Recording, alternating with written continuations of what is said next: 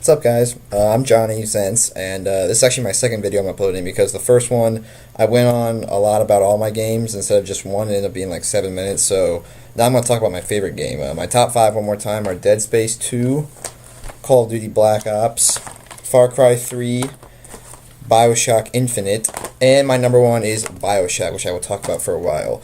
Bioshock is a game that's really cool because of the setting and the plot. Takes place in an underwater city that was made as a utopia because a man named Andrew Ryan rejected the ideas of other cities such as Moscow and Russia or like DC and things like that. And he made a city that he wanted to make a utopia, but the problem was the city fell. It was ruined. It crumbled. And you're dropped in right in the middle of it. You play as a guy named Jack, and you fight through trying to find a way out of the city with this guy named Atlas by your side. He's not actually by your side. He's talking to you the whole game, but he's your buddy. And the game's really cool because the combat, you have guns, you have these things called plasmas. You can like shoot stuff out of your hands.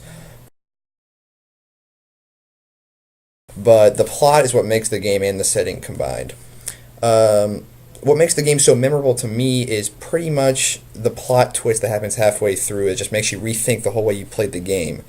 Flaws in the game, I can't really find too much other than combat just gets kind of repetitive after a while. And Jack, the guy you play as, doesn't really have a personality. He doesn't really talk, nothing like that. You don't get to know him. Although it does make the game kind of mysterious, which I like. As far as aesthetics go, the game is beautiful to just look at. The city looks great underwater. Anytime you see water dripping, it looks great. And combat makes the game look great. And close-up interactions, I can't really find anything wrong with it. It's really good for a game that came out in 2007.